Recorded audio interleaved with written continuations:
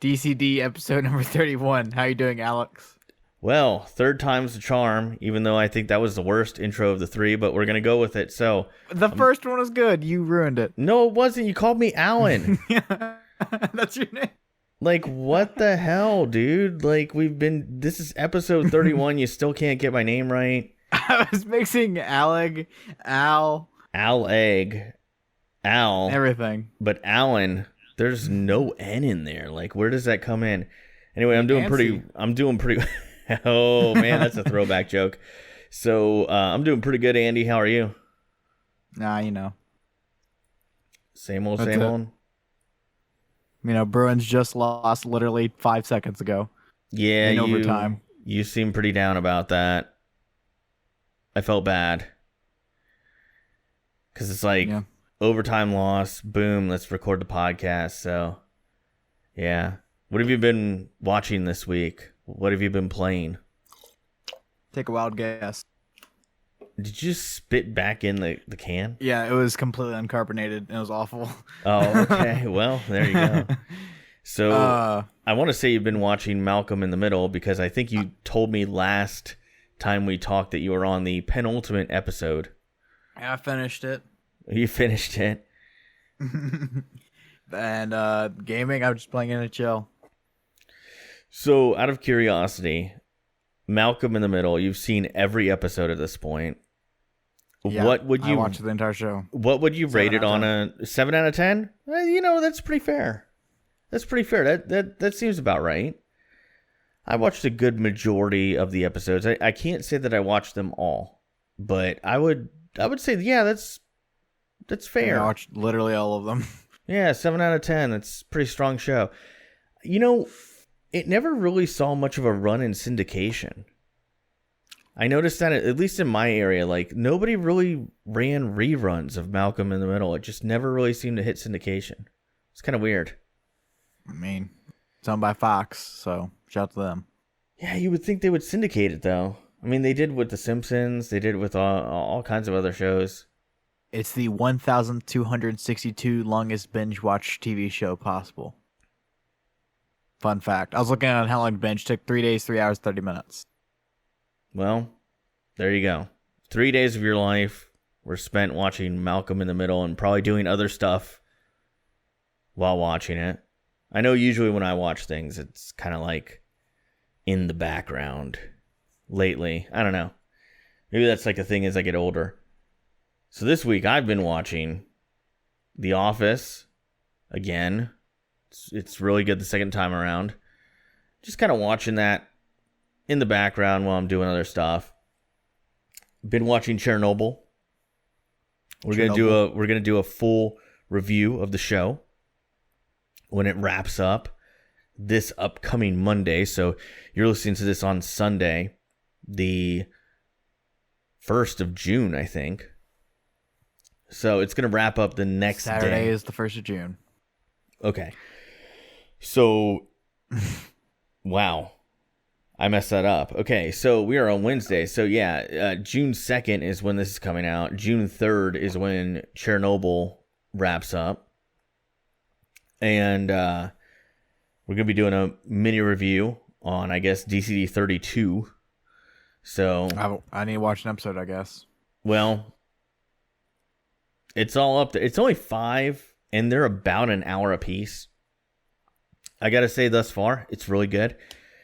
And beyond that, haven't really been watching anything else. I didn't buy the AEW pay-per-view this past week, and I know a lot of people had asked me about that. Didn't do it. Couldn't spend the $60. Just didn't have the money to splurge on a wrestling pay-per-view for $60.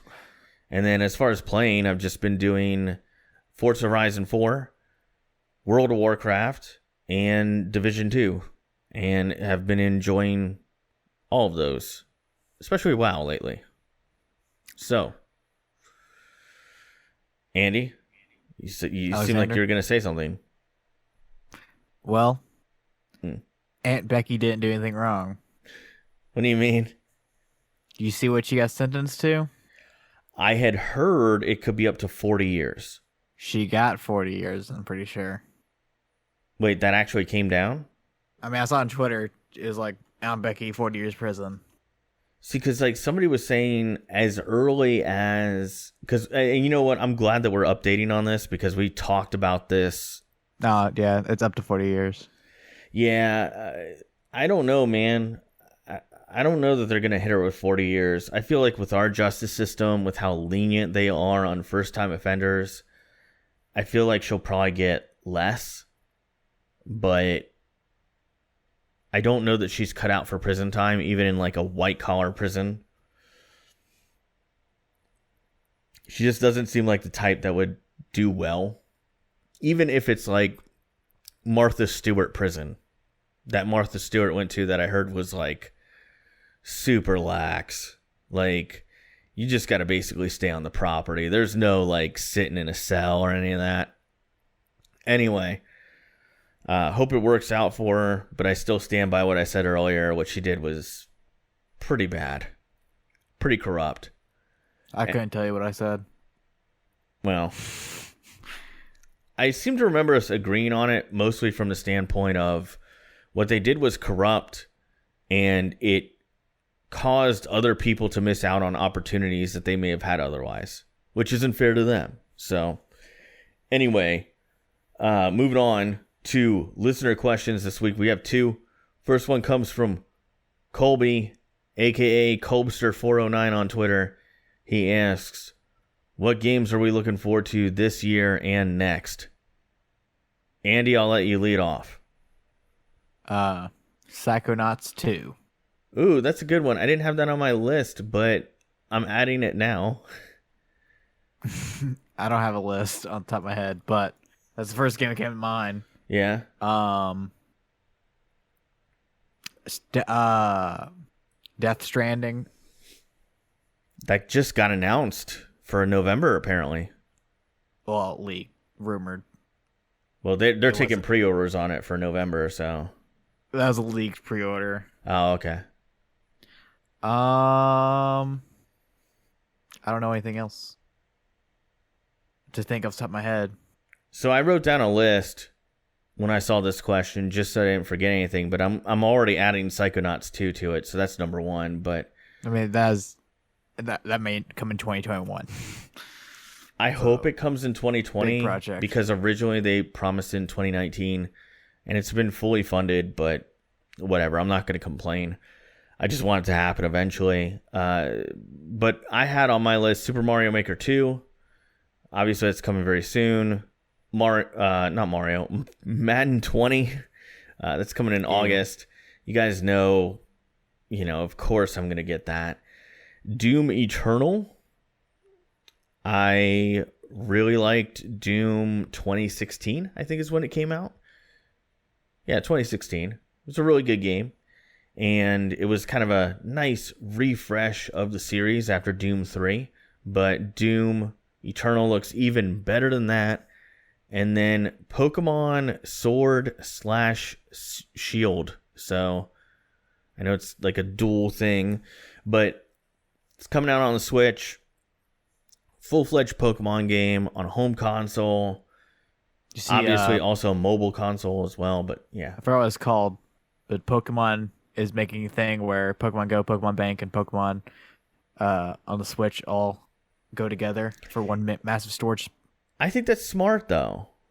I think that's smart. Like, get something that brings it all together, and then maybe some of the people who, like people like my wife, who started with Pokemon Go, she watched the anime, but she never played the video game. She started Pokemon Go.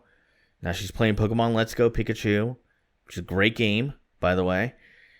She has Pokemon Sun on the DS, 3DS. And then she's really looking forward to Pokemon Sword Shield when that comes out. So, like, in a weird way, Pokemon Go created someone who bought 3 games on traditional consoles.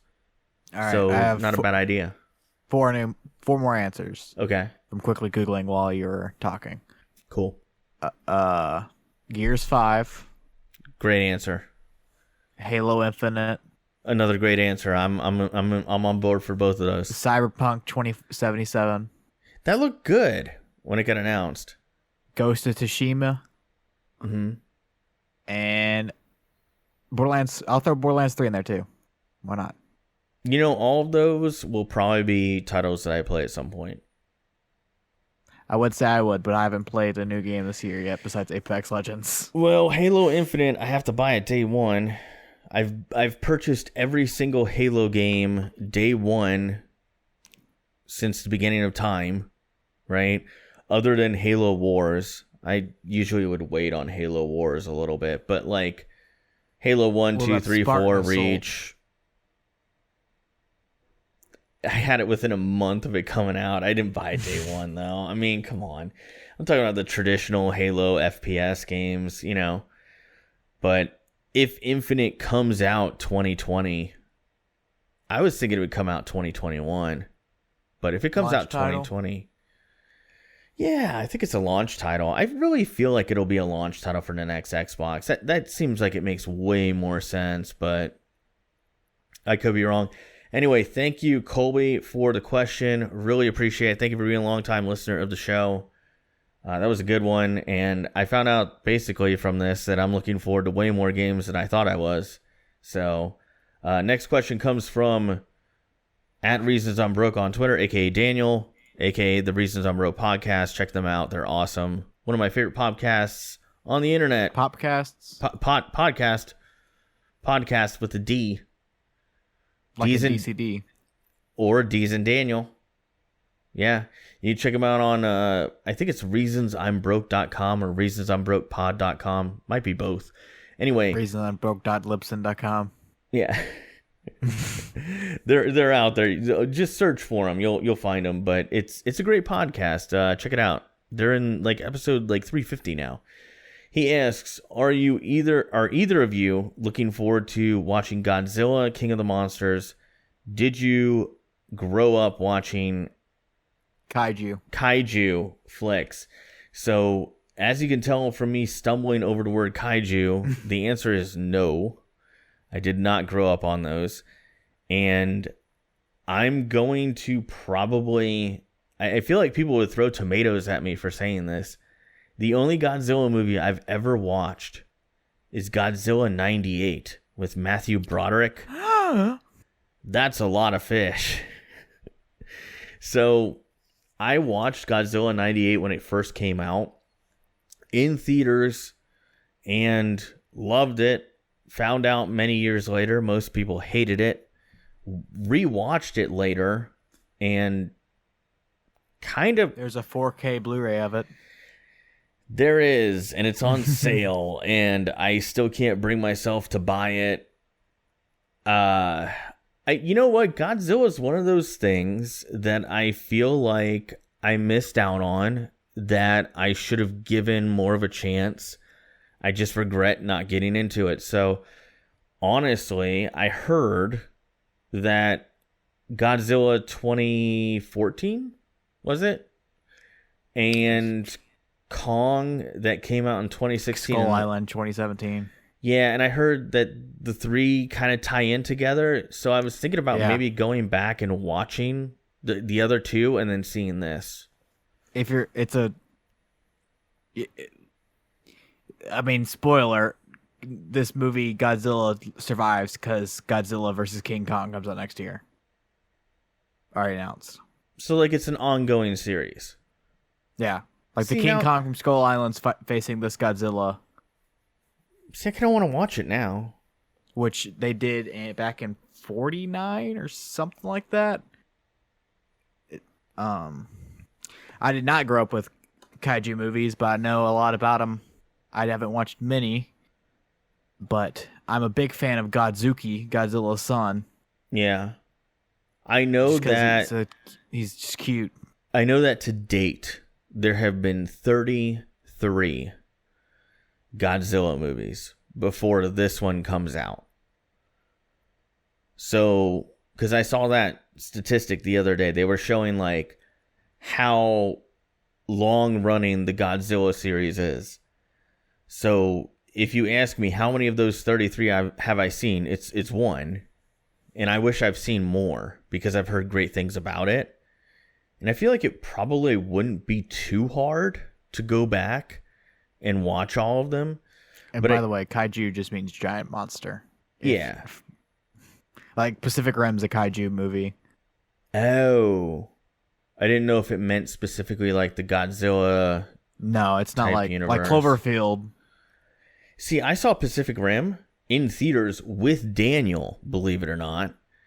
And both of us actually liked that movie. So, at least I thought we both liked it. I liked it. I thought it was pretty good. I thought it was pretty good. I haven't seen it. But yeah, I'm thinking about going back and watching 2014, 2017, and then this one. I think that might be fun. So I think I will do that. Malcolm Middle, Bryan Cranston's in 2014 Godzilla. Oh, that's right. He was in that, wasn't he? Yep. Oh, that's pretty crazy. Well, look at him. Getting all kinds of acting gigs. Andy, did you watch kaiju movies growing up? How many have you watched? I already answered. No. No? I've seen the one you've seen, and I've seen this entire storyline up to this movie. So you've seen more than me. So you've seen 3. I could have saw this movie tonight, but the Bruins are playing. Well, hate to see it. But thank you, Daniel, from The Reasons I'm Broke for that question. Really appreciate it. And will I watch it? No, probably not. I don't know. No, I don't know. Never answer the question. I don't know. The question inspired me to go back and watch the old ones, and like at least the last two. Recently, like anything. Like the next movie, like I'm guaranteed to watch is Midsummer. Other than that, like I don't know about new releases. I'll have to catch it later. I know they've been on sale on Movies Anywhere and Vudu and all that, so I might pick up a code for cheap, watch it that way. Anyway, moving on. Entertainment. Wanted to ask Andy. He's our Call of Duty fan on the podcast. I've played quite a few of the... Well, whatever, dude. I disagree. I've played quite a few of the Call of Duty games, but I think Andy's played them all, or close to all of them. So literally every single one. There you go. So this is why I asked this question. Call of Duty is Modern Warfare. Okay, so they're doing a reveal of the next Call of Duty game. Call of Duty Modern Warfare. They're doing a reveal. They're doing it the day after we record this, May 30th. And I wanted to ask Andy, what do you want in an ideal world? What do you want out of the next Call of Duty game? What would it take for you to buy this day one and play it? Nothing. I'll buy it day one no matter what. Okay. What do you? I bought Infinite Warfare day one. What would make you happy with your purchase? Modern Warfare 2 remastered. Okay. With multiplayer. I don't know. What about the actual game? COD just COD. Okay. It's just like, they can't really do anything at that point to keep me playing more than a month. Like same with Madden. As good of I loved Black Ops 4 when it came out, but I only played it for like a month. What makes you stop? Well, I took a personality test, 16personalities.com, and it literally gave me the answer that I'm a virtuoso, which means, I don't know, it's like you change your mind a lot, which is very true. I don't know. I just don't like doing the same thing over and over and over. So there's nothing you can put your finger on that makes you go I'm done with this. It just happens. I'm just I'm tired of this. Let me do something else. Which is also fun because you look up the whole thing where you look up personality stuff to find a job. Yeah.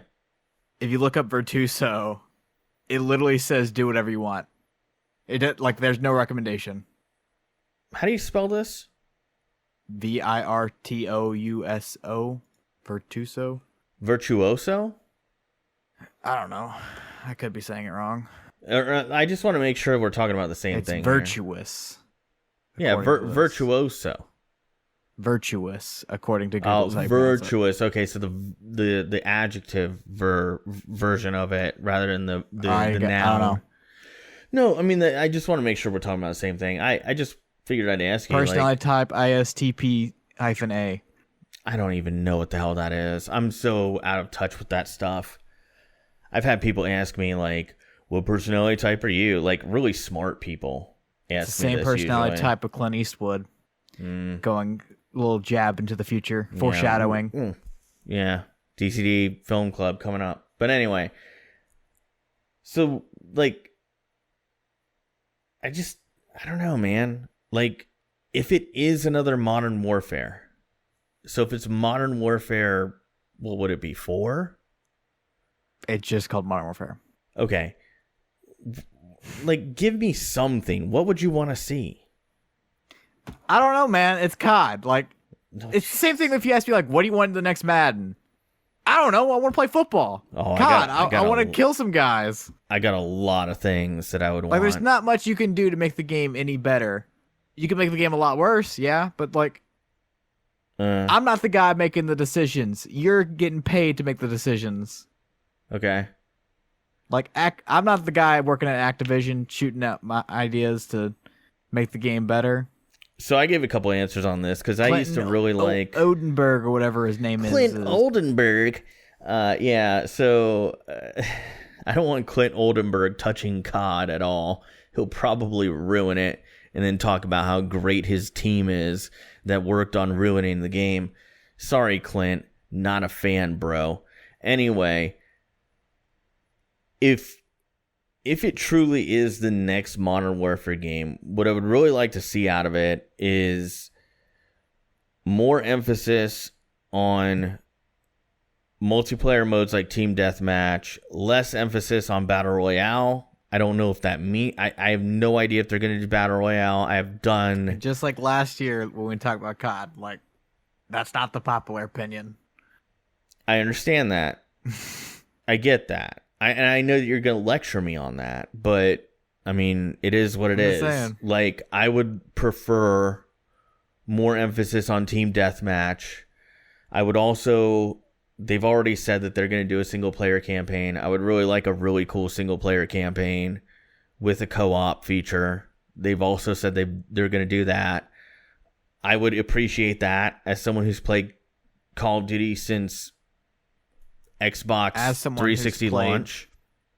Every COD at some point. PS2. I've beaten 3 campaigns. Okay, listen, we're all different. I'm just saying, this is what I would like to see. I would like to see a cool campaign that's fun, a co-op aspect to that campaign that's fun, an emphasis on Team Deathmatch, because that's what made Modern Warfare 1, 2, and 3 so fun. And then if you want to throw that Battle Royale stuff in there, that's cool, but just put it off to the side, man. Put it off to the side. I don't want loot boxes. I don't want any loot boxes on this game. That would be what I would ask for. Now, am I going to get any of that? I'll probably get about half of everything that I just put in there. And for some reason, I'm hearing an echo. Damn it, Discord. Anyway, so that's what I would like from it. I appreciate you indulging me, Andy, in talking about Call of Duty. I'll buy it. Real straightforward answer. I'm going to buy it day one, and we're going to play it together. It's going to be great. Actually, you know what? I know. Okay, you know what? I don't even want to play with you anymore. You're like every other person on YouTube I know that plays Call of Duty. I say I'm going to buy the game. I say I want to play with you, and you always do the same thing. Nah, Mo, if you I'm want going to have a to carry straight you. answer, like a straightforward answer, I have like a squad of 6 dudes that will be running it like 24/7 for like the first week. Okay, can I be 7? Can I be the 7th guy? There's no 7. Can I be an alternate? Can I, like, when one of them has to go get a Mountain Dew? It's honestly a group of like 8, but... All right, well, I'll just find my own posse. If you're out there and you want to play Call of Duty with me, just tweet me, because at Swordfish Show, because Andy doesn't want to play with me. So, great. Moving on. I'm just saying, like... No, it's fine. Moving on. You're at the bottom of the pecking order. No, it's fine. Moving on. We don't want to talk. I don't want to talk about it anymore. You've embarrassed me enough. So, I can't be bothered. So... Super Mario Maker 2 doesn't have support to play levels with your friends. It's just for random people. You know what? I'm okay with that because then I don't have to play Super Mario Maker with Andy. So I wasn't even gonna buy the game. So well, there you go. I'm a little bit upset about this. Like all joking aside from the last topic, like quite honestly, this is just a huge miss. Like I just wanted to put this on there, and Andy can add whatever he wants to say afterwards. But to me, it seemed like a slam dunk. Like the basketball's right at the hoop. You just got to grab it and throw it in, man. And it's an alley-oop. Like, just finish it. Just dunk it. Bring it home, Nintendo. And it's only random people. So if I wanted to play with Andy, let's just say he does buy the game, and I say, hey, Andy, we should play this level together. I can play with random people, but I can't play it with Andy. Nintendo, come on, man. Help us out. Like I'm still buying this game day one, but good God, update it, fix it. Andy, any thoughts? Everyone that buys this game doesn't have friends to begin with. No, I'm kidding. I've been offended twice in the last 10 minutes. No, man. Nintendo sucks at multiplayer. They always have. I've been besmirched. Nintendo sucks. They've always sucked at multiplayer. I mean, so here's the thing. Like, I don't really want to get into a huge discussion about Nintendo and their online, but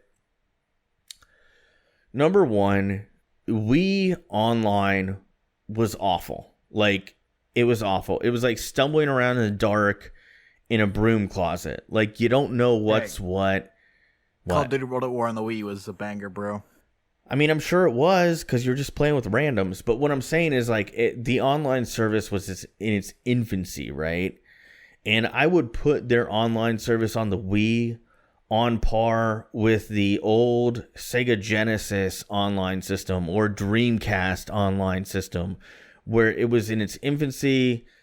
It was terrible, but it kind of worked, right? Wii U, it got better. But I would put it on par with PS2 online, where, like, yes, you could find people. Yes, you could find your friends and play your friends, but it wasn't really user-friendly, right?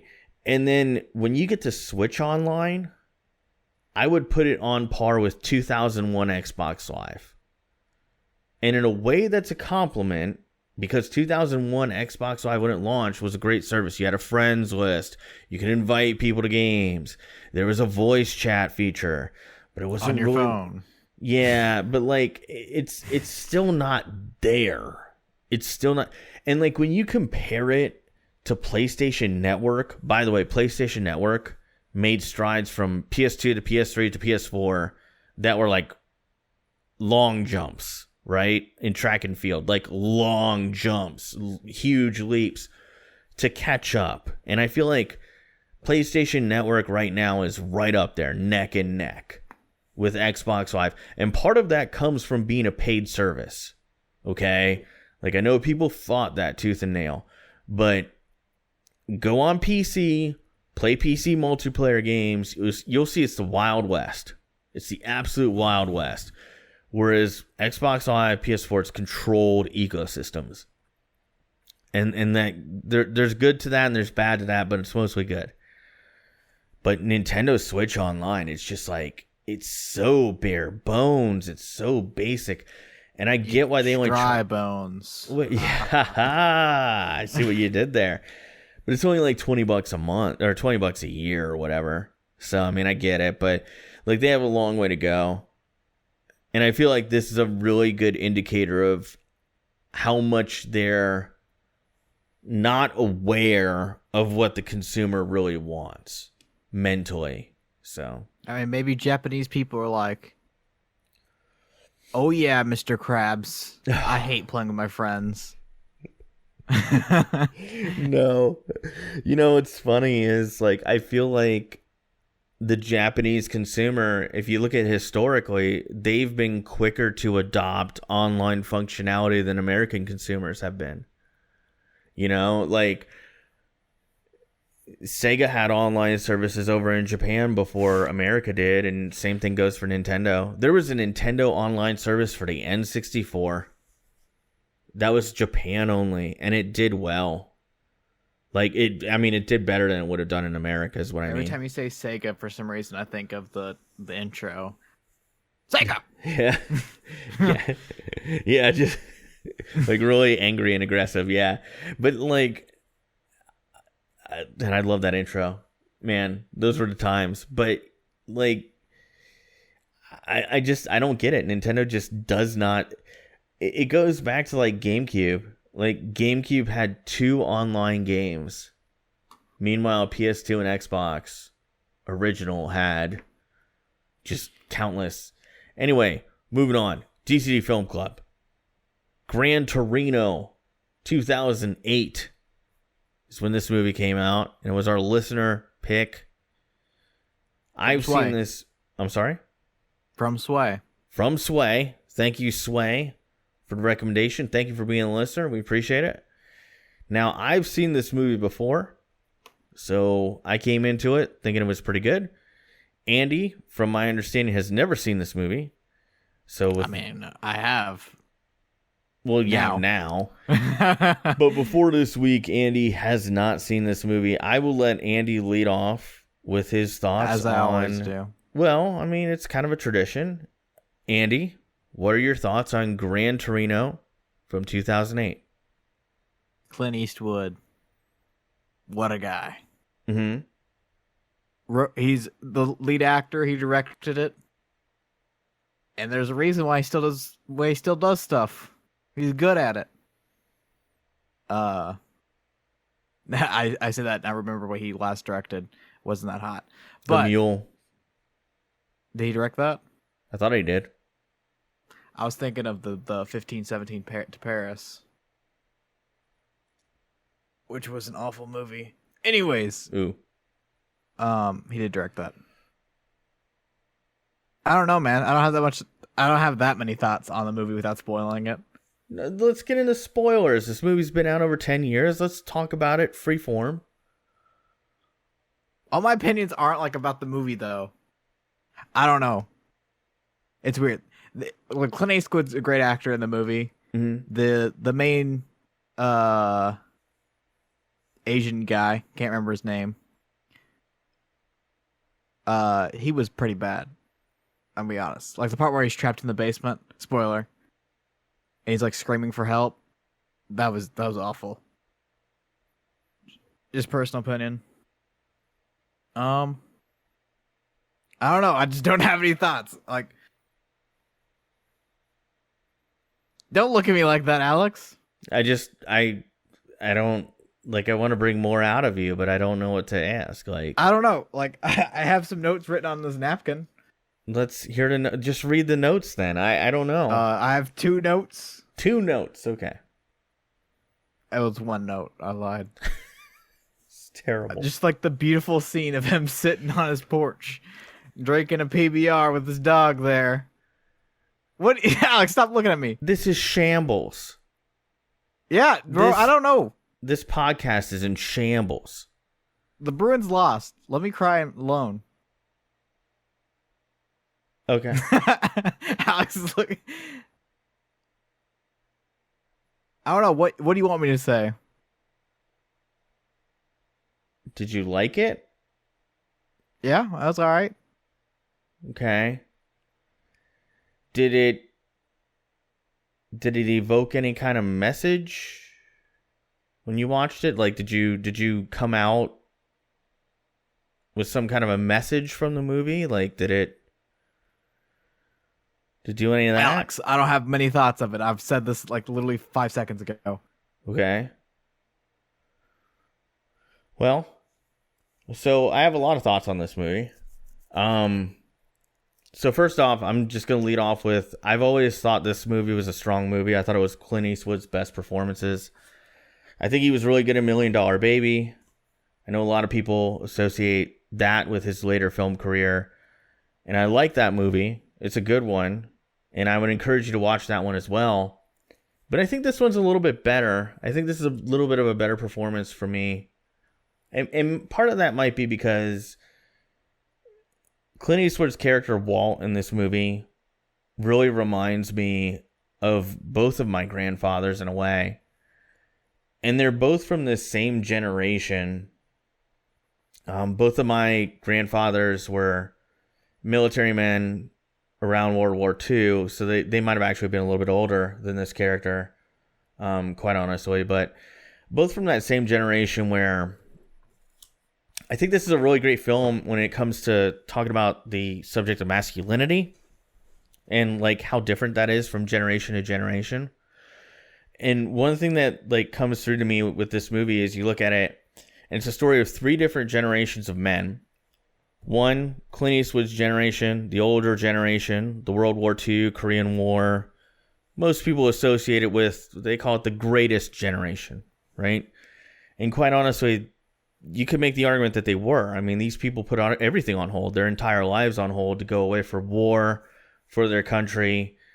It's quite the sacrifice, especially, I thought it was very poignant and relevant that we were watching this movie around Memorial Day. Like Clint Eastwood was the generation where you fight for God and for country, and you put everything else aside, family, your personal life, your personal dreams. Even at one point, he talks about surviving the war. And I thought that was such a powerful line, because it wasn't, I went to war or I came back from the war. It was, I survived it. He lives his life thinking it's almost survivor's guilt. He fought side by side with all these men who were the same age, and they didn't come back. And he killed all these men who were the same age, and they didn't go back to their families, but he did. But he always talks about it as, I survived the war. And I just thought it was this really amazing way to sum up masculinity for his generation, right? You do what has to be done. It's not fun. There is no joy in it. Even when you come back, he worked in a Ford factory for the rest of his life. Reminds me of my grandfather on my mom's side. He went away to World War II. He came back and he worked in, today it's called Lockheed Martin, but back then it was just called Martin. He worked in a aerospace factory the rest of his life. And he retired from it. He lived a quiet retirement afterwards. And my grandfather on my mom's side was very matter of fact. He definitely called it like he saw it, just like Walt in this movie. And that may be why I kind of view this movie and view this character in a more positive light. He's kind of a product of his environment in a weird way. Like the discrimination against others, the preconceived notions, prejudice, if you will, it's ingrained in him. And it's been ingrained in him. It's a generational thing. Like, you're just never going to take it out of him. Like, all throughout the movie, it just never goes away. Does that necessarily mean he's a bad person to his core? No. And it doesn't even mean that he thinks he's a good guy. He even says in the movie that he isn't. But I just feel like it's a really good commentary on masculinity, because that's one generation. Then you have the next generation. They're the ones who never really had to struggle. They're the ones who were the beneficiaries of his sacrifice, of his wife's sacrifice, of everybody else's sacrifice. His sons don't care. They're wrapped up in their own thing. They're spoiled. They want for nothing. And then the next generation, Tao's generation, that he comes to know, they're fighting a similar struggle because they're first generation immigrants, right? And there's this allure of gang life, and then there's this other road that's more hard work. And I think it's beautiful in a way that Clint Eastwood's character Walt tries to guide Tao down the right path, which is work hard, even if it's just a job in construction. Work hard, earn your keep, be a man. That's what masculinity is. Whereas his relatives that are from the same generation are saying, take the easy way out. Come to gang life. That's what being a man is. So I think in a weird way, this movie kind of sums up. To me, it reminds me a little bit of Fight Club, where it's like a commentary on masculinity and what it is to be a man, an adult, right? And at the end, I walk away going, it's somewhere in the middle. It's not necessarily the Walt way. It's not necessarily his kids' way, where everything just comes easy. It's somewhere in the middle. It's Tao's tale. That's the reality for our generation. It's not the easy way. It's not necessarily the hardest way, going away to war and giving everything up. It's somewhere in the middle where it's like, have a strong work ethic, do the right thing, and put in a good day's work, and it'll pay off. So in a way, that's what I got from this movie on like a high level. In addition to that, I think it was shot well. I think it was a little bit, it's a little bit predictable. I hate that. I did like the commentary on religion throughout the movie. Like Clint Eastwood's character, Walt, not really a big fan of religion. Kind of stays that way all throughout the movie. But the pastor, father, oh God, what's his name? I should have written it down. Little redheaded fella who's the pastor. Father J or something like Father J. It was Father J. And, that character I really loved.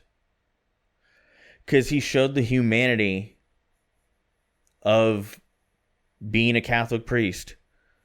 Of understanding that there are people out there like Walt who want vengeance, who want to lash out, who have done bad things in the past because they were ordered to do them. But you forgive, you understand that that's part of the humanity, because human nature isn't so pretty. Like that whole forgive and forget thing. The movie, the things that order him isn't what he's ordered to do, the way he wasn't ordered to do. It just, like, that stuff hits you, man. It hits you because you sit there and you go, this guy went to war and he had to do terrible things. You do what you have to do to survive. And the reason he's so disconnected from everybody is because he feels like that's what being a man is. And he can't come to terms with the fact that not everybody's had to go through that. This is something that's a big struggle in Germany. Specifically, like, you look at Germany, they came out of World War I. They couldn't understand why the younger generation didn't understand what those men went through in World War I. Like, look it up, man. It was a horrible war. Those people came back ruined as human beings. So I just think overall, like, it tells a great story about what it is to be a man. Good undertones of what religion means to people. Good and bad. He always talked about promising eternal life to superstitious women. Like, that's what religion is to some people. But in the end, I feel like Walt kind of embraced the fact of, it gives you something to hope for, something to believe in. And then finally, I would say it kind of, the other tone, this movie's so layered, and that's why I like it so much. It really speaks to, like, what happens when a predominantly white neighborhood that he bought into from a real estate perspective becomes a minority neighborhood. What happens? How do those people get along? Does it work out? Does it not work out? It wasn't working out. In the end, he found a way to work with those people, and I thought that was something else that's relevant to American society because it's very prevalent, and I've seen it happen before. Overall, I think it's a great movie with a good message. A little predictable. You missed one thing. Huh? You missed something I noticed. What's that?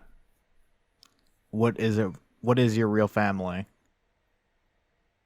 The ones like Thao and Sue that stick with you, work together.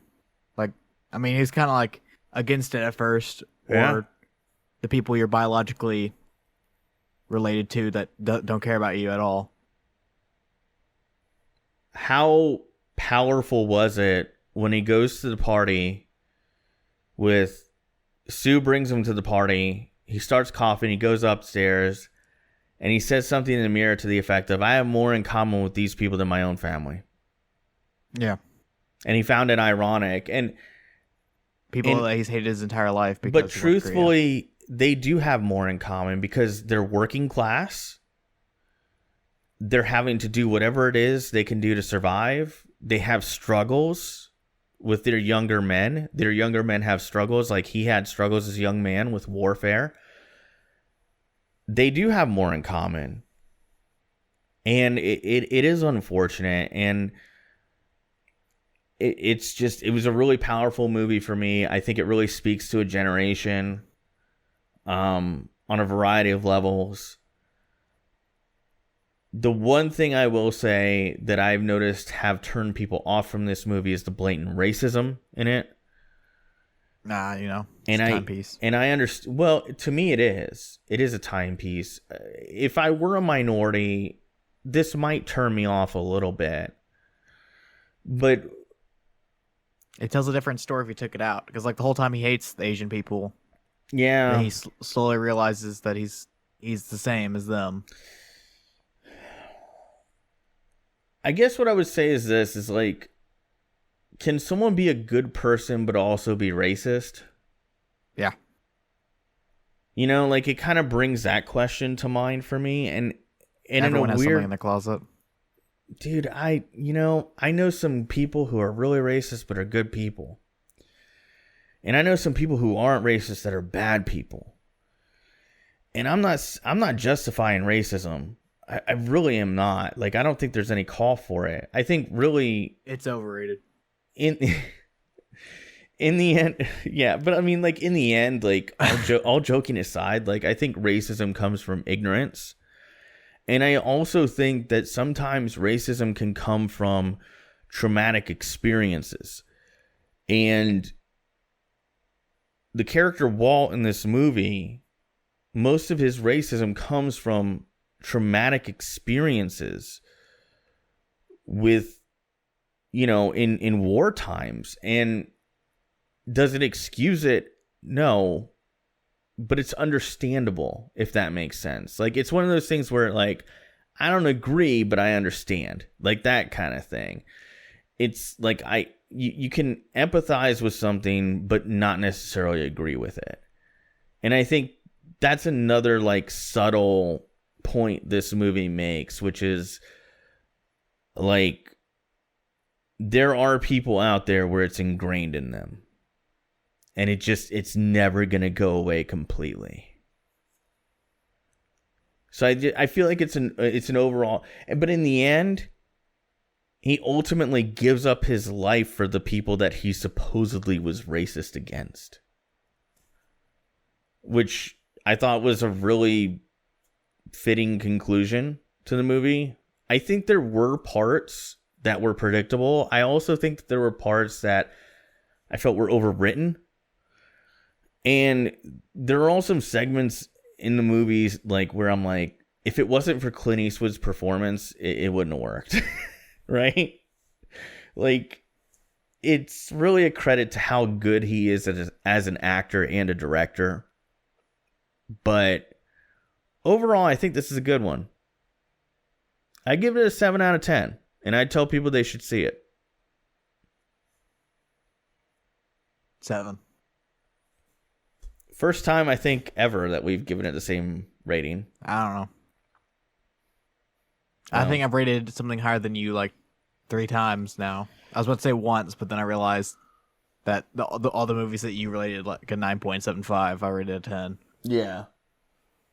So, overall, good movie. Highly recommend checking it out. I have more thoughts about it if I wasn't. I don't know. This one was kind of a forced watch, and it wasn't like a natural watch. AKA, like I was forced to watch it before the Bruins game. Sorry, man. And I'm sorry for monopolizing the conversation. It's just like there's so much. I mean, I didn't have anything to bring to it, so. To me, this is like a good steak, man. You cut right in the middle, and there's the layers. I like steak. It's well, to me, I love steak, and I love Steak's overrated. I love a big, thick. You having a good steak then if you think it's overrated. you get a real big, thick cut. You cut in the middle, and there's just layers of different temperatures, right. different. People are gonna hate me for my pick. I'm sorry. Oh, that's right. You get to pick. So the whole, it's on Amazon Prime, YouTube, Google Play, Vudu, iTunes. No, it's free. It's $3 on all those, and $4 on iTunes. I apologize. It's also not in English. And it's also animated. I'm just apologizing now. I doubt I get any hate, but I'm just, apologize just in case. That's 1973's Fantastic Planet. Let me write this down. Where the hell's my pen? I don't know where my pen is. 1973 Fantastic Planet. It's a French animated movie from the 70s. French/Czechoslovakian. Without spoiling it, what's it about? I've never seen it. Okay. It's been on my IMDb watch list for a long time. How did you happen upon this movie? Sardonicast, a fellow podcast, covered it like a year and a half ago. Cool. Well, it'll be our first foreign film, right? Like, I can't think of anything. I can't think of anything that we've watched that was a foreign film, unless I'm missing something. I mean, so it would also be our first animated film, right? Yeah, that's why I wanted to pick it. I was gonna do Isle of Dogs, but someone over here had to watch it before I picked it. Oh, well, you know what? I might pick Isle of Dogs for a future DCD Film Club, because I'll tell you right now, I love that movie. And if you're out there and you're just like looking for something to watch, Isle of Dogs, really great animation, really great story, and the voice actors they got for it. Oh my Lord. Foreign. It's in English, but it makes me angry that damn it, Dumb as Sphinx, I love you. I can't stay mad at you. Anyway, I really mean that. Movie. I really mean that. Like, he's got to be our number one fan. Got to be. I mean, he's the only one we follow on Twitter. He is. Well, yeah, that's mostly a joke that we only follow one person on Twitter. But if there is one person we're going to follow, it's got to be Sphinxy. He's got to be the number one fan. But yeah, the Lobster, not really one of my faves. But you know what? What I really like about Sphinx, before I get on to the next topic here, he always comments on the YouTube videos and he gives his own rating of DC Film Club. I want all the fans to do it, but he's the only one that I want everybody to do it. I'm dead serious. I want everybody to take a lead from Dumb as Sphinx, comment on the YouTube version, let us know what you thought about the movie. Or tweet us. Or tweet us, because I love reading what you guys have to think about what we picked, or even the listener picks. Like, I love part of the conversation. Yeah, I love hearing about it. So definitely do that. So we are watching Fantastic Planet from 1973 next week. Should be fun. I'm gonna have a hard time tracking that one down, but I'll track it down anyway. Anyway, it's only 72 minutes, so there you go. Oh well, there you go. That's not too bad. And then I get to pick. Oh, I can't wait. Thanksgiving. No. Dude, no. I remember I picked that. You got so butthurt that I perfectly guessed the movie. You were like, you'll never guess what it is. I went, Thanksgiving. You're like, God dang it. Fun fact for anybody out there listening. We already had a thumbnail made up for Thanksgiving, and it was like the most badass thumbnail for a DCD episode ever, in my opinion. Anyway, moving on to sports. Andy put this topic in. He put MLB All-Star voting has started. Who is on your ballot? So, Andy, I'll let you lead off. Who's on your All-Star ballot? Hold on. Okay. I have it prepared. I have mine prepared as well. I have it prepared, but I don't have it pulled up. I hope you didn't pick pitchers. Well, you can't vote on pitchers, so. Okay, good. I didn't pick those because I found out you can't pick. All right, starting out American League Or do you just want to do position by position? Here, give me your whole American League lineup. I'll give mine. We'll go back and forth. Okay. First base, Jose Abreu. I have CJ Cron. And then Michael Chavis. Second base? Ice Horse. Yeah. Red Sox second baseman, American League. Oh, I got Tommy La Stella. Then I have the hottest hitter in baseball, besides Cody Bellinger, Rafael Devers, another Red Sox. I got Matt Chapman. One of the funnest players to watch this year, Tim Anderson, at shortstop. Can't agree with it. Jorge Polanco. And then outfield, I have George Springer, Eddie Rosario, and Austin Meadows. Ooh, man, we only agree on one. I have Mike Trout, Joey Gallo, Austin Meadows. Who do you have at catcher? Gary Sanchez. Gary Sanchez. And DH, Boston Red Sox, JD Martinez. I got Hunter Pence. By the way, I want to give real quick, just to go over a couple things here on my AL lineup that I have to call out. Gary Sanchez, I literally voted for him strictly because of his bat. He's awful defensively. If you're sitting there angry, that's just a fact. But... yeah, if you're sitting there angrily like he's terrible on defense, I totally understand. And as a former catcher at lower level baseball, and I mean like up to high school, I'm with you, right? Mike Trout, I had to vote for him. Joey Gallo, I think, is really like a statistical anomaly. Like he's either striking out, hitting a home run, or like it's weird. Like his whole season. Austin Meadows is the last. Oh well, Hunter Pence. Real quick before we get to Austin Meadows, Hunter Pence is having a resurgence as a DH, and I like that, and good for him. Austin Meadows. I want to call this out real quick. The Rays gave up Chris Archer, a mid-level starter, right? They were trade raped. And they got Austin Meadows, and look at this dude. The other guy they got, I forgot he's who it killing was. it. Both pieces they got out of it. They got two players. They're both killing it this year. Austin Meadows is a baller. Baller, dude.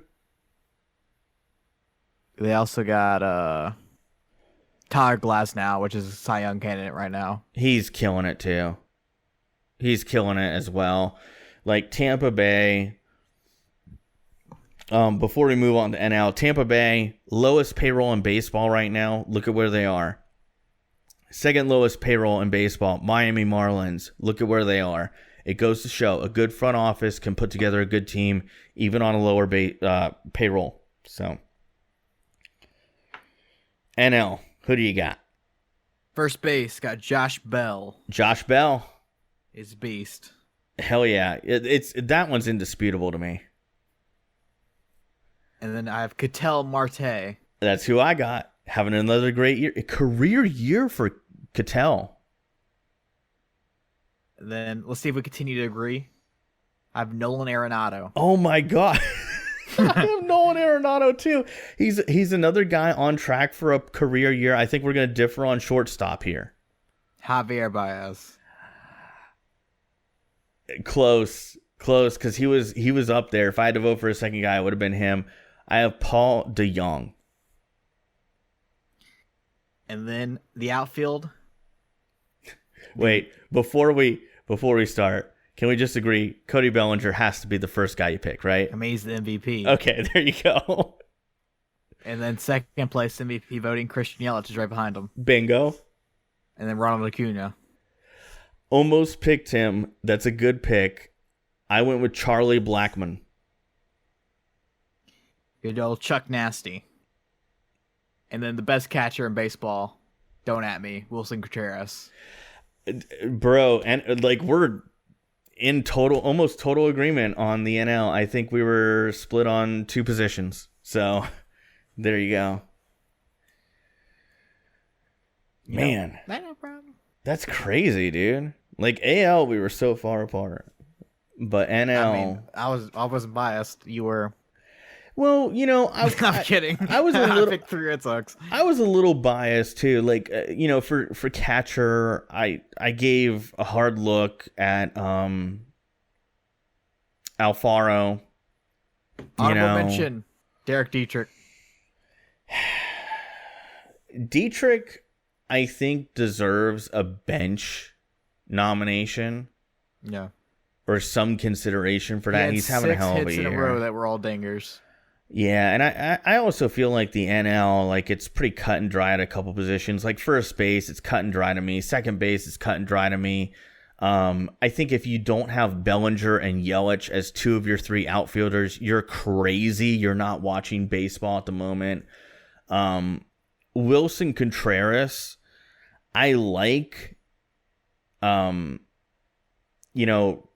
Muto and Alfaro and a couple other catchers in the NL a lot, and I would love them on my team. But right now, Contreras is just in the middle of a career year for a catcher.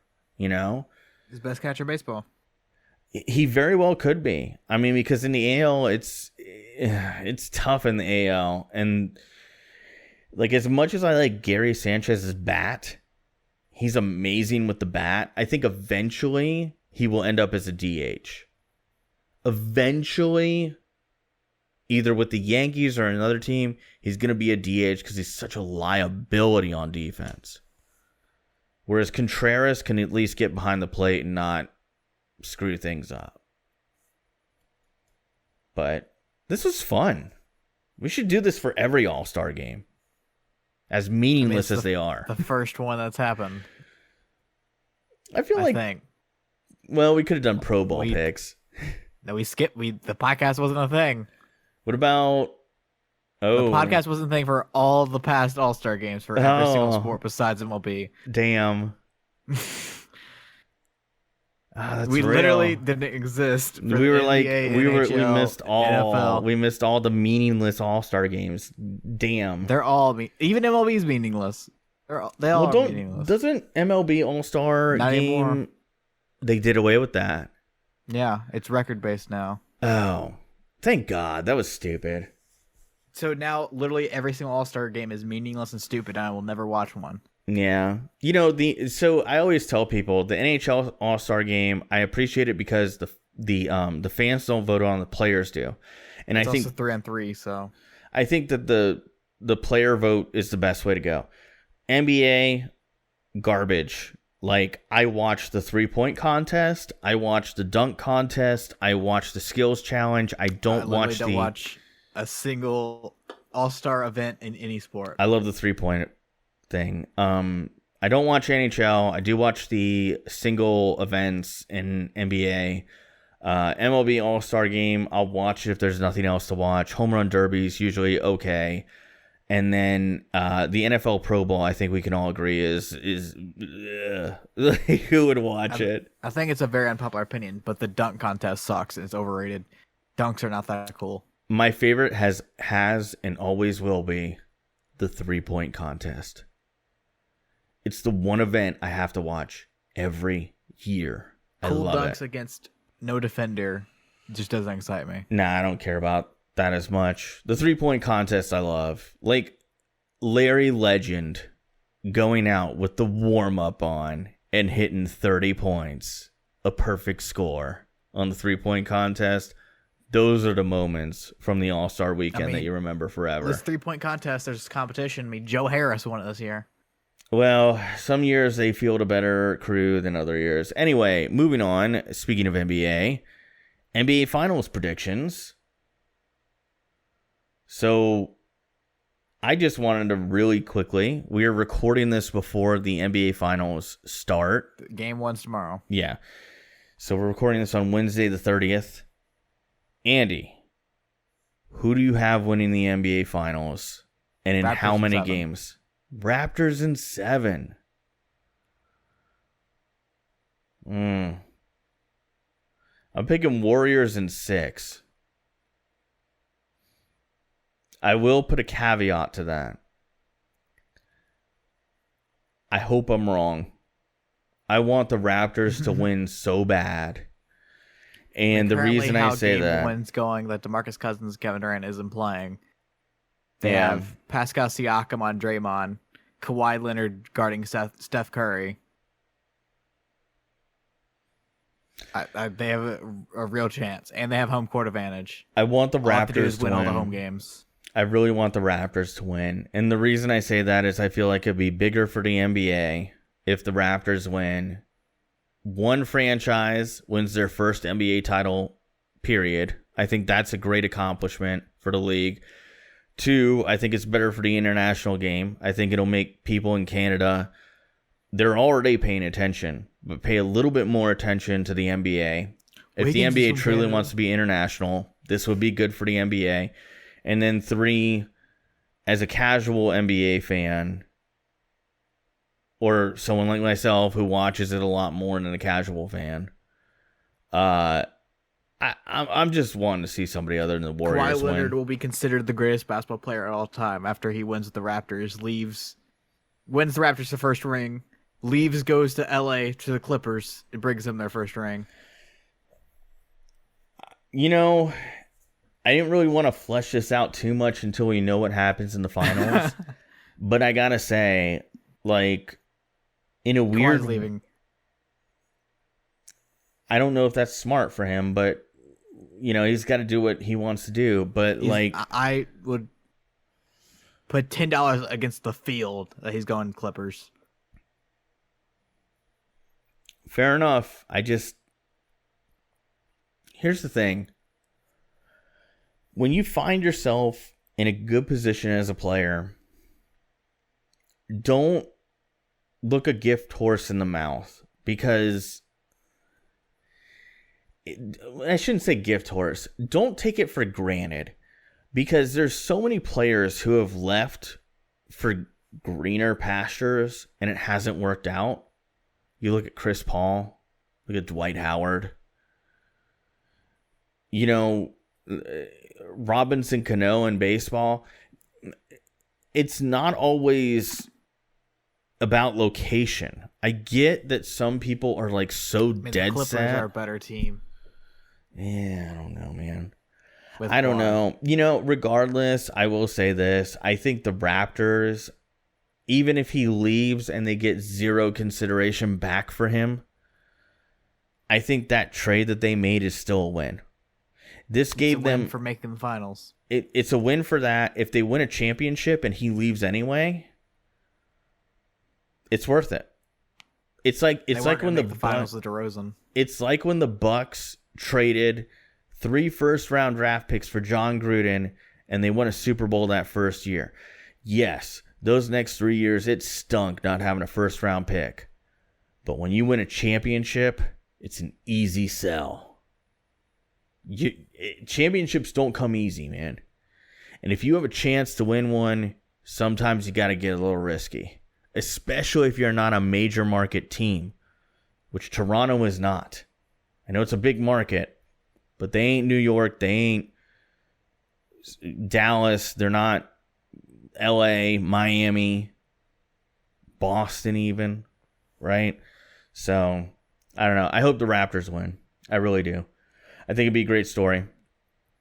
I think it'd be a really great story. And then if Kawhi leaves, best of luck to him. I just don't think that he's going to find a better situation out there. Going out west is a meat grinder. Anyway, speaking of the West, I want to get Andy's thoughts on this. The Houston Rockets, today it's announced or reported that they're taking trade offers on every player on the roster. Obviously, James Harden would be at the top of the list, is practically untouchable. Everyone besides James Harden. Yeah. So, what do you think about that, Andy? I mean, if the rest of the team wasn't just dog crap, it would be something. They're not going to get anything from Chris Paul. That contract's bad in hindsight, isn't it? They're not going to get anything for Clint Capella. They're not going to get anything for PJ Tucker, Eric Gordon, Daniel House, Gerald Green. Like, what are you going to get out of that? Sure, they're on the market. So in a weird way, is it not kind of a testament to James Harden's greatness that they made it to the semifinals of the Western Conference with... I mean, he had the second greatest, arguably the best offensive season in NBA history. Yeah. The only thing, it's an argument between that and Steph Curry's unanimous MVP season, where he led the league in points and shooting percentage. So somehow, some way, you had, I mean, obviously there'd be other parts to this, right? But like, New Orleans agrees in principle to take like a bunch of those players you just listed, like just a hodgepodge of that garbage, plus a bunch of picks for Anthony Davis. Would you pull the trigger? That's not gonna happen. I know, but would you? If you're for the Rockets? Yeah. Yeah. What do you think the best case scenario is for Houston? Realistically, convince some idiot team to take Chris Paul's contract without. Like, the thing is, like, if they trade him, they're going to take back like Nicholas Batum's contract. Like, what do you think a good trade for Chris Paul would be? I don't know. Like a pick, Nicholas Batum, as just because I said him, and Miles Bridges, maybe. So you basically think at this point, you'd take back less than you were giving away. Oh, yeah. I mean, best case scenario, Chris Paul for a second round pick. Jesus. How the mighty have fallen. Because, like, what they're going to get, like, Ryan Anderson back to the Rockets again. Lol. Or, like, a dumb contract like Tyler Johnson, or like, they wouldn't be Hassan Whiteside because Hassan Whiteside only has 1 year left, but hypothetically, Hassan Whiteside is making $27 million next year. He's not a good player. I just don't think the Heat would want him. It's just like there's no one that would want him. You look at literally every single player on the roster besides James Harden, obviously. So basically, you're not going to get anything out of it. So basically, he's in that territory that, like, 2009, Rashard Lewis was making the second most money in the league, and he wasn't playing like it. He was averaging like 13 points a game, which I believe Chris Paul's averaging 15, and his assist numbers were down.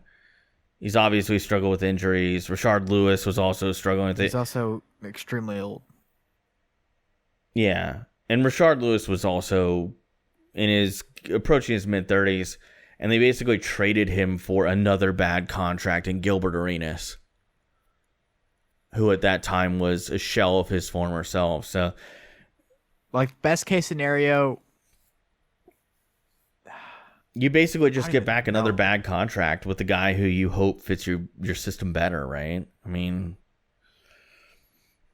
like, best player it doesn't even make sense, though. I don't even know. Like, a player that their contract makes sense. Maybe like Wiggins. I don't even think that. I think Wiggins adds more than Chris Paul does, but yeah, no, but that's like nothing that makes sense. Hey, let me ask you this, just to make it interesting. You're familiar with the amnesty clause in the NBA, right? No idea. Okay.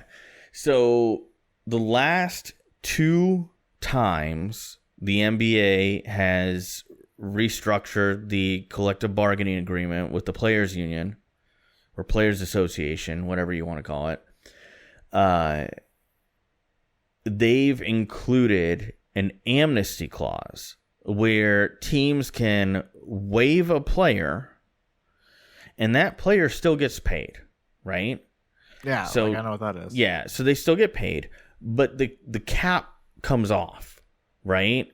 So theoretically, what you could do is you could waive Chris Paul. He would become a free agent. He could only play for a league minimum, and he'd go anywhere he wanted, but his salary cap would come off. Do you think that if that was in play, do you think Chris Paul would be an amnesty candidate? No. So you think that they could get something for him? I don't think the league will allow that, though. Well, no, but if there was an amnesty clause given to every single team in the league. You know what I'm saying? I'm just saying, like, if Houston had the ability to do that, do you think they'd do that, or do you think they'd hold on to him and try to trade him? They're not going to get anything from a trade. Literally, all they get back from a trade is bad contracts. Oh, so basically he is an amnesty candidate. He's making if there was an amnesty. $44 million at 36 years old. Okay. I just want to make sure that I'm not crazy here because, like, I was sitting here, I was looking at the Chris Paul contract today while I was preparing for the show, and I was like, if the amnesty clause somehow came back tomorrow and every team had an amnesty clause where they could do, because that was the thing with the last collective bargaining agreement, you got one. You got to do it on any player you wanted. He's the second highest paid player in the league. What? Behind Steph Curry. You're kidding. No. Is that what? How? His contract is 4 years, $159 million. I feel stupid for asking about, like, would he be an amnesty player if that was in play? Yeah, he's making $44 million in 2021. Nobody's going to take that contract.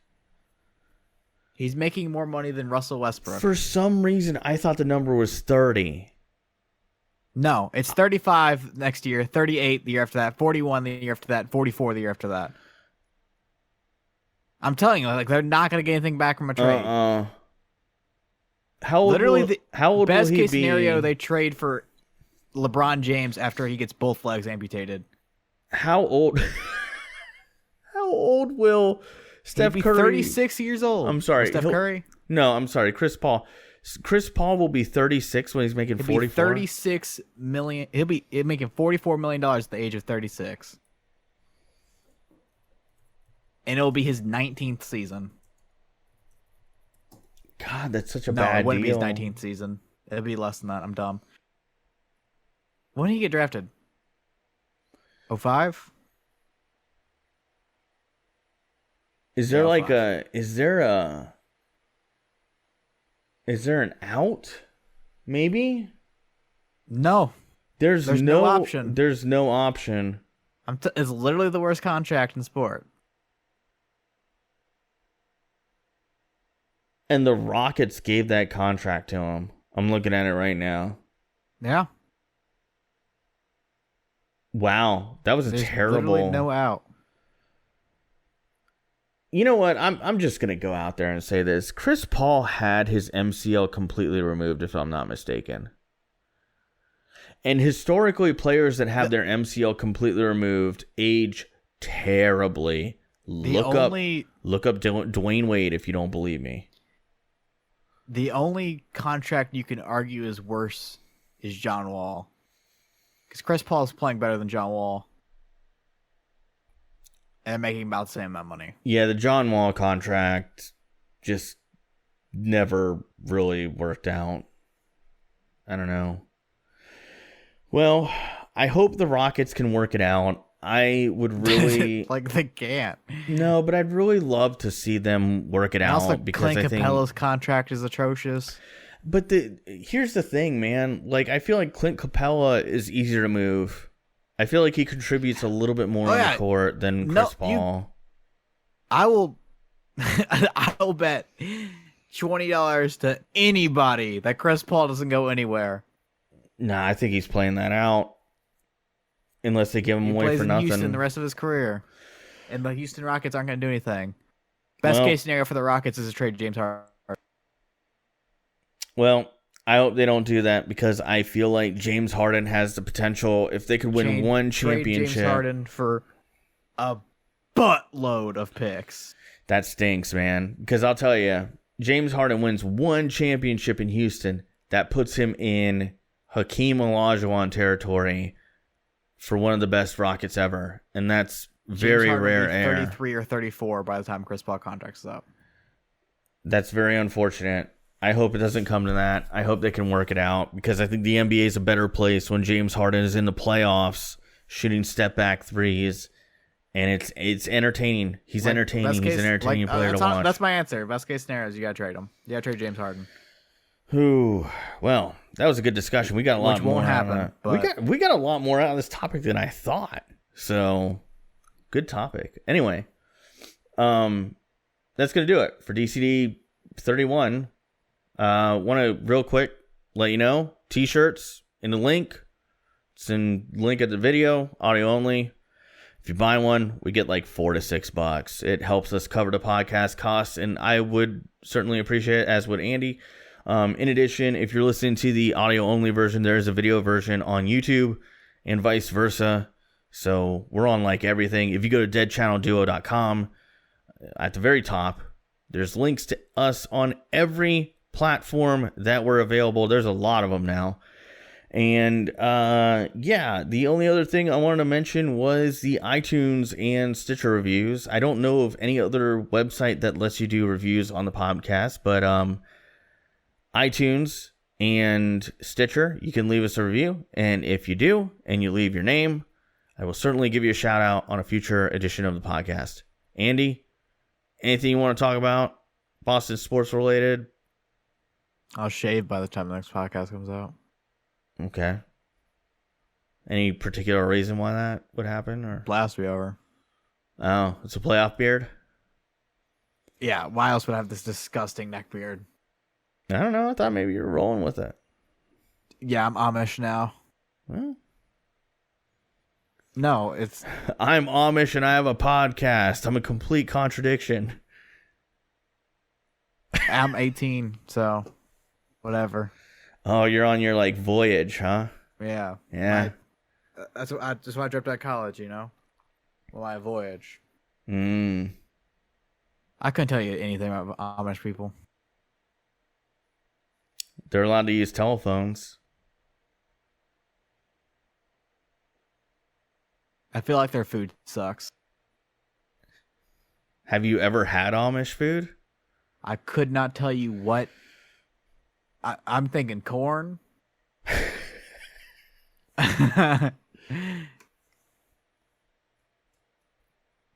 Dude, I don't know. Podcast. Bye. Okay, well, that's going to do it for DCD 31. Andy completely ran out of steam. So we'll see you next week. And Andy's going to do some research on the Amish and educate himself a little bit. I'll write a MLA format essay about Amish food.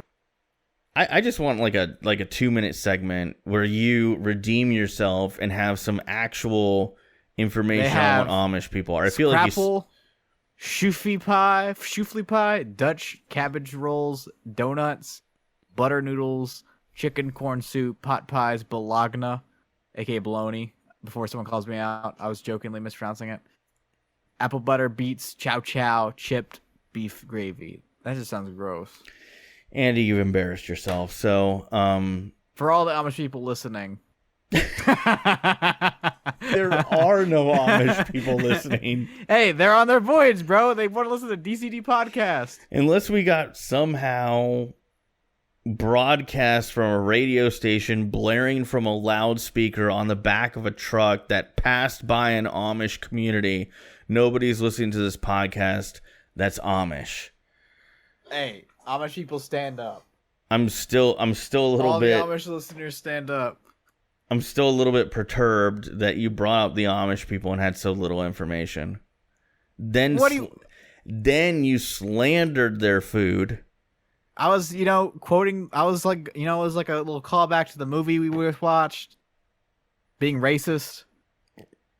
It's not a race. It's a religion. Hey, same thing. Oh my lord. Okay, that's gonna do it. The Hmong's aren't a race. Okay, this is getting out of hand quick. So before it gets really too deep, DCD 31. That's it. We'll see you next week, guys. Bye.